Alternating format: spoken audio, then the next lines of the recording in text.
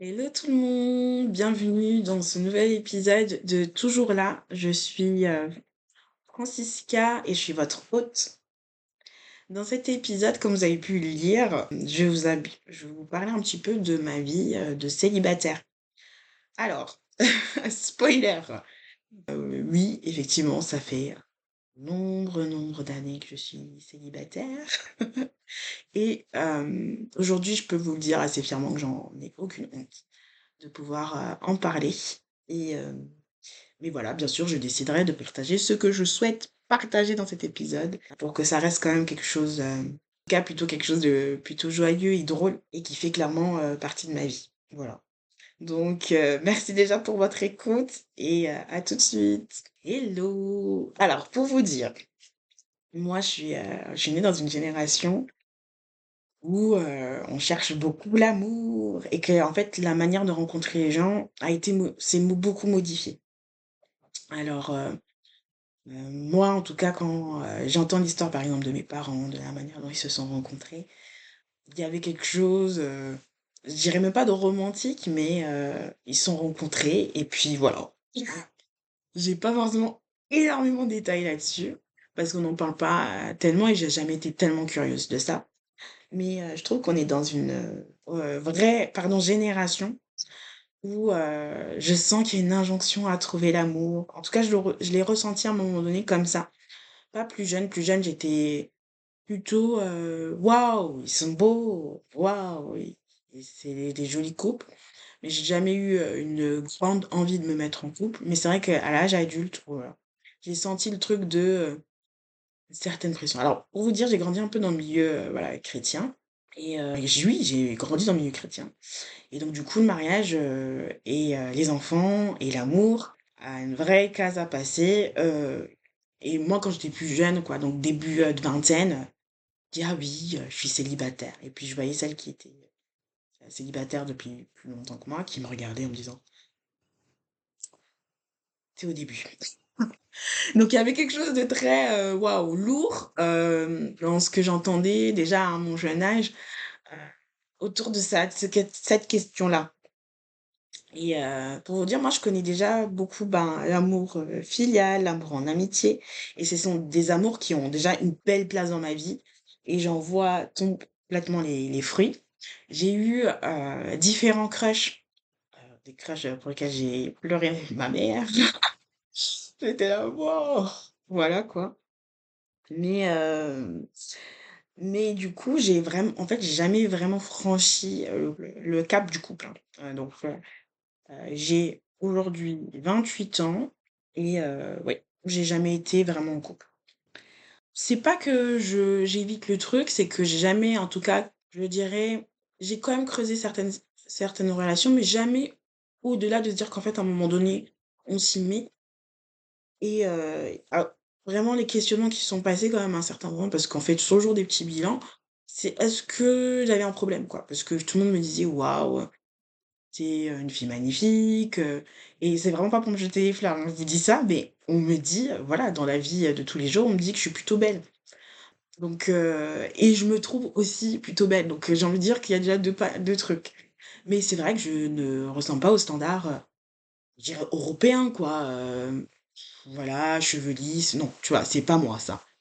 Mais du coup, on a toujours, en tout cas, on a toujours complimenté à la manière dont je prenais soin de moi et à mon apparence, quoi. Même si effectivement, j'ai pas toujours été moi, je suis très critique, hein, par rapport à quoi je ressemble. Je me dis toujours que je serais beaucoup mieux avec des kilos en moins. Donc pour vous dire, à ce niveau-là, je suis mon pire juge, quoi. Mais derrière ça, c'est juste pour, voilà, pour me sentir bien aussi, voilà, dans ma peau. Il y a aussi, voilà, la question de santé aussi.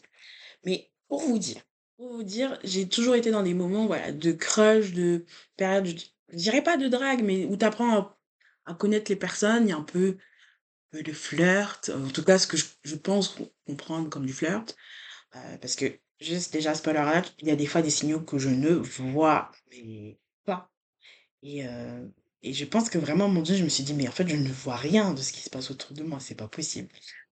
Et à ce moment-là, quand je me dis que ma sœur qui me dit, mais t'as pas vu ça, mais t'as pas vu ça, bah non, moi j'étais là, Je pensais simplement, voilà, discuter avec quelqu'un et je m'attendais pas que derrière, ben, la personne soit intéressée. Donc peut-être, alors vraiment, c'est que cette partie-là où je vous dis: «OK, peut-être que je comprends aussi pourquoi je suis célibataire». Et vous voyez, je suis quelqu'un qui aime beaucoup, j'ai remarqué, j'aime beaucoup cette partie-là, cette période-là où on apprend à se connaître, où on commence à s'envoyer des messages, où on commence, voilà, à discuter, à faire des marches ensemble, parce que moi j'aime beaucoup marcher, juste pour vous dire. Et ça, c'est quelque chose que j'avais dit déjà à mes copines. Moi, vous me dites: «OK, on va se promener», je suis là: «Ouais, allons-y, promenons-nous, promenons-nous». Je J'aime beaucoup les promenades, voilà quoi. Et donc du coup, j'aime bien cette partie-là où on commence à apprendre à se connaître et je dirais que même je suis un peu amoureuse de cette partie-là parce que je trouve qu'elle est on se connaît pas encore, on apprend à se découvrir, il y a de l'intérêt, de l'un, de l'autre côté et donc du coup, moi, j'aime beaucoup cette partie-là. Mais il est vrai que moi, je ne dépasse pas, en fait, ce cap-là. À un moment donné, je me suis dit: «Est-ce que c'est moi qui ai juste peur?» Mais dans les situations où j'étais, c'était pas il y avait pas que ça, en fait. Il y avait pas une question de moi, peur, où je mettais des freins. Il y avait aussi l'autre personne qui voyait que j'avais pas aussi les mêmes attentes, du couple, qui potentiellement mettaient aussi des freins. Des fois où je comprenais pas forcément sur le moment, mais j'ai compris, plus tard. Et voilà. Moi, je suis quelqu'un j'avais vraiment peur aussi parce que je regarde beaucoup, ben, j'aime bien les séries romantiques, les dramas coréens et vous voyez dans les dramas coréens, ça prend toujours des plombs qui se mettent ensemble et moi j'aime trop la partie de la: «Ah oui, non, moi». Alors que c'est clairement, voilà, cliché, de la romance quoi, voilà quoi. Et moi à un moment donné, j'avais peur d'être matrixée par ça quoi. Donc je me suis dit: «Non, non, je dois être matrixée par ça, je crois ça». Donc je suis allée sur un revirement complètement, différent en me disant: «Mais en fait, la vie c'est pas les films, hein». Du coup, voilà, il faut y aller, il faut se dire les choses. On parle de manière assez cash, on va pas chercher à édulcorer les choses, voilà. Qu'on soit assez clair et cash. Et pour vous dire que, moi en tout cas j'ai toujours vu, bah, j'ai toujours eu autour de moi des couples plus ou moins heureux, hein. Donc, mais principalement des couples heureux, voilà. Même s'ils rencontrent des difficultés, on le voit pas forcément. Mais j'ai bien compris qu'en fait on vivait pas juste d'amour et d'eau fraîche. Et c'est voilà, les gens restent pudiques sur les soucis qu'ils peuvent avoir ou les conflits qu'ils peuvent avoir dans leur couple, et tant mieux. Mais j'ai bien compris qu'on ne vivait pas d'amour et d'eau fraîche, que ça suffit pas finalement. À un moment donné, j'ai reçu aussi cette, pression-là, qu'il fallait absolument que je me mette en couple. Parce que, voilà, je commençais à grandir, voilà, je commençais à grandir, je me disais: «Waouh, il y a peut-être un truc qui cloche chez moi, il faut que je puisse me mettre en couple, c'est pas possible», et puis j'ai des amis aussi à moi qui me disaient: «Mais c'est pas possible Francisca, il faut que tu te mettes, sur le terrain, j'aime pas l'idée de se mettre sur le marché parce que j'ai pas l'impression de devoir me vendre en fait. Donc je vais pas utiliser cette expression-là, mais elles m'ont dit: «Il faut que tu sortes quoi, il faut que tu montres que tu es disponible». Donc je suis là: «Mais comment ça?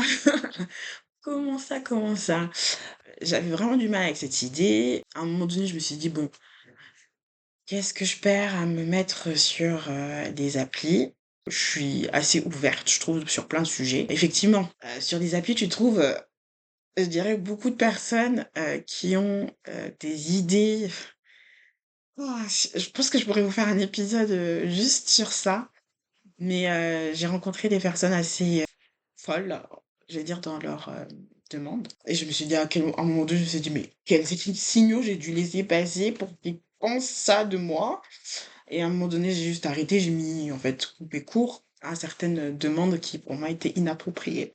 Du coup, face à cette pression-là, je me suis dit: «Ah là là, ça doit être moi le problème, c'est pas possible, ça doit être moi». Je suis pas du genre à me dire: «Ah oui, c'est les autres» ou quoi que ce soit, mais je crois aussi un peu au timing, tu vois? Parce qu'à chaque fois que j'entends, ben, par exemple, des histoires de couple, de mes copines, des gens que je rencontrais à l'église, ben, il y a toujours eu un peu une question de, tu vois, genre de timing, quoi. C'était le moment, quoi, et le moment s'est fait. Mais je suis pas du genre à me dire qu'en fait, ma période de célibat, c'est un moment d'attente. Franchement, j'ai du mal avec cette idée-là. Peut-être que pour d'autres, ce sera là, oui. Non, en fait, moi, j'attends pas qu'il y ait quelqu'un qui arrive et qui me dise: «Oh, c'est joli» et OK, oui. Non, je crois pas qu'en fait, cette période-là, en tout cas de célibat, je dois la vivre dans une expectative de me mettre en couple avec quelqu'un. Pour moi, c'est hyper important de vivre ma vie, en fait et derrière, en fonction de ce que je décide, en fait, dans ma vie, ben, effectivement, s'il y a une personne qui m'accompagne, ben, c'est cool. Mais vraiment pas, et c'est aussi ce que je veux, hein, parce qu'on a l'impression des fois qu'on en parle, que je suis un peu détachée, que ouais, non, moi j'ai très envie, j'ai envie de me marier, j'ai envie de construire une famille, j'ai envie d'être en couple, voilà, c'est pas quelque chose dont je m'en cache, quoi. Mais derrière, je veux pas non plus être dans un truc de je dois attendre avant de construire quoi que ce soit dans ma vie, attendre quelqu'un, pour qu'il me dise: «Oui, OK, on va faire ça». Non, je suis vraiment pas dans cet idéal-là et mais le truc, c'est qu'on m'a beaucoup renvoyé que, je n'ai pas encore prête, quoi. Alors c'est pas méchant, je pense pas que ce soit méchant, mais à un moment donné, on m'a renvoyé la faute, tu vois, du fait de mon célibat. Genre, «C'est ta faute, tu pas assez prête ou tu idéalises trop ou voilà. J'ai dit: «Mais waouh, quelle responsabilité on me pose sur mes épaules et j'espère pas qu'on va continuer à faire ça parce que je trouve ça un petit peu dur». Vraiment, je vous parle avec mon cœur. Je trouve ça un peu dur de renvoyer toute la responsabilité à une seule personne. Je veux dire, OK, peut-être que effectivement il y a pas tout qui favorise, pour être en couple, mais au bout d'un moment, il y a aussi la question de, voilà, de rencontre avec les gens, quoi. Et moi, je suis pas quelqu'un qui va être parce que j'ai envie de me mettre en couple. À un moment donné, hein, ouais, quand j'étais sur les applis, je vous dis pas, hein, j'ai fait des conversations à sens unique. Et je me suis dit: «Mais en fait, là, à ce moment-là, c'est que je vois vraiment pas les signaux». Et là, vous allez pas dire: «Oui, c'est moi qui like». Non. Il y avait des trucs où c'était vraiment les personnes qui venaient, qui te likaient sur l'appli, donc qui cherchaient vraiment, du coup, qui t'ont liké, quoi. Donc tu dis: «Bon, OK, il m'a liké, bon, je le like back, voilà, OK». Donc tu commences à discuter et ça avance pas plus loin, quoi. Et donc du coup, je veux plus me mettre la pression là-dessus parce que je me dis que c'est dans mes amitiés, c'est hyper facile de trouver des gens avec qui j'arrive à discuter, longuement de plein de sujets. Donc pourquoi pas, en fait, aussi, dans la rencontre amoureuse? Je ne comprends pas, en fait, tout ça. Donc et à un moment donné, j'ai mis stop à tout ça parce que c'était vraiment une vraie pression pour moi et je me suis dit qu'en fait, je vais pas forcer les choses, quoi. Donc peut-être qu'il y en a qui vont me dire: «Mais tu es défaitiste, il faut encore t'accrocher, il faut encore». OK, ben, quand le moment où je serai moins défaitiste, ben, j'irai dessus. Mais je suis pas non plus défaitiste, je me dis juste que c'est peut-être pas le timing, en fait.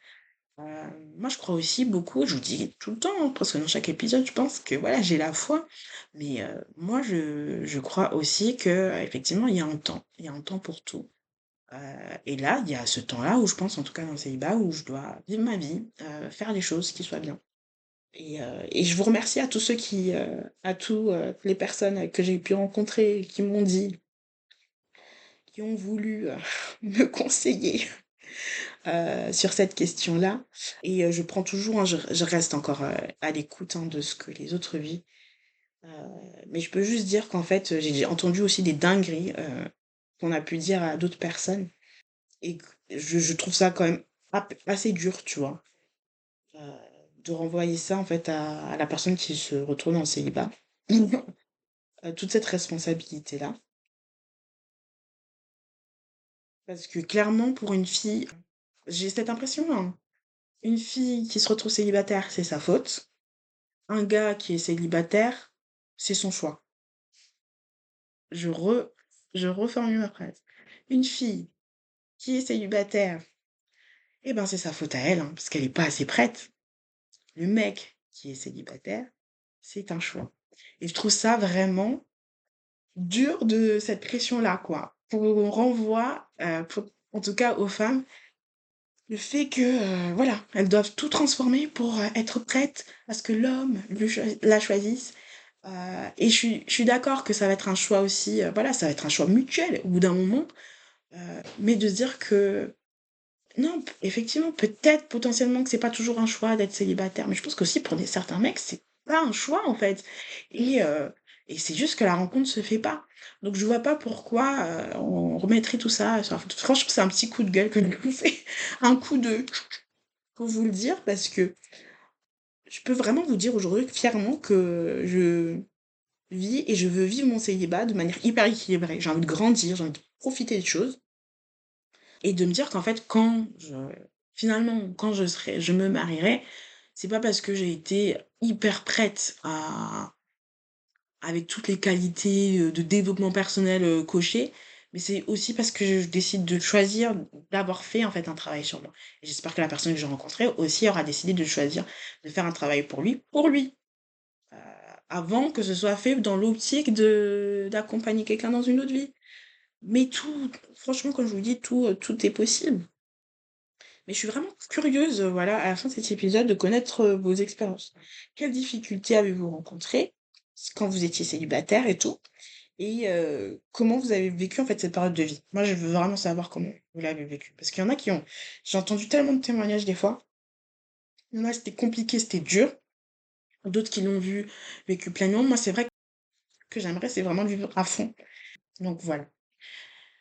Voilà pour cet petit épisode. Et je merci de m'avoir écouté. N'hésitez pas à commenter, à répondre du coup aux questions que je vous ai posées à la fin de ce podcast, dans les commentaires. J'ai vraiment hâte de vous lire et je vous fais à tous de gros bisous. Bye!